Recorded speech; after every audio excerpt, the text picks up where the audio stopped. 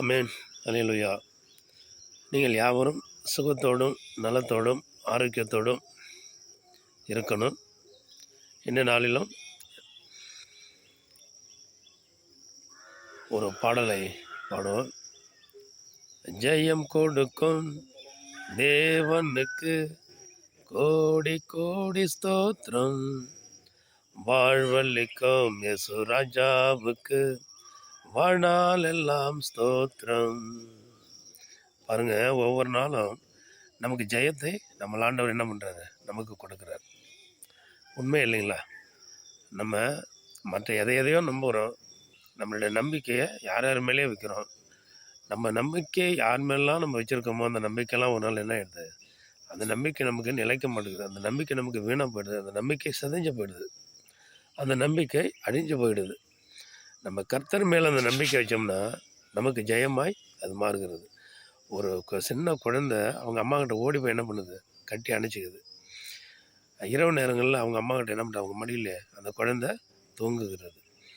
அதே போல் தான் ஜப வாழ்க்கையிலும் இந்த குழந்தையை போல் இயேசு கிறிஸ்துவை நம்ம பற்றி படிச்சுக்கணும். குழந்தை எப்படி தாயை கட்டி பிடிச்சிக்குதோ, அன்போடு கூட அரவணைக்குதோ, அம்மாவோட விரலை பிடிச்சி நடக்குதோ, ஓடி போய் இருக்க கட்டி பிடிச்சிட்டு என்ன பண்ணாது, அந்த குழந்தை அவங்க அம்மாவை விடவே விடாது.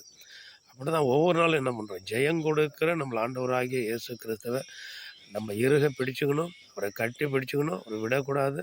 அன்புள்ள ஆண்டவர் எப்படி தாய் தன் குழந்தை மீது அன்பும் பாசமும் நேசமும் மிகுந்த பாசத்தோடு கூட தன்னுடைய குழந்தையை அரவணைத்து கொள்கிறார்களோ, அதே போல் ஜப வாழ்க்கையில் ஜபத்தில் நம்ம ஆண்டவர் நம்ம இருக நம்ம கட்டி பிடிச்சிக்கிட்டோம்னா, தாய் சிரிப்பது போல், தாய் நேசிப்பது போல் ஆண்டவராக இயேசு கிறிஸ்து நம்மளை நேசித்து நம்மளை அணைத்து கொள்வாங்க.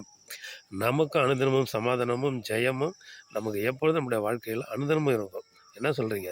அதனால் நம்ம என்ன பண்ணணும், சோர்வு இருக்காது, பலவீனம் இருக்காது, எப்போதும் மகிழ்ச்சியாக இருப்போம், சந்தோஷமாக இருப்போம்.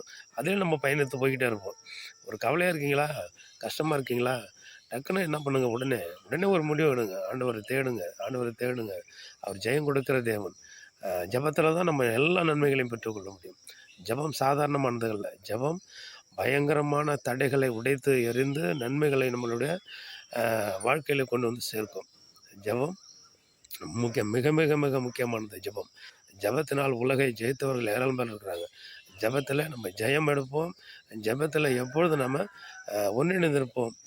ஒரு குழந்தை தாயை எப்படி அணைத்துக் கொள்ளுதோ அதே போல் இயேசு கிறிஸ்துவை ஜபத்தில் நம்மளும் என்ன பண்ணுவோம், அவரை இருக பிடித்துக்கொள்ளும், நன்மைகளை பெற்றுக்கொள்வோம். ஆமென். அல்லேலூயா.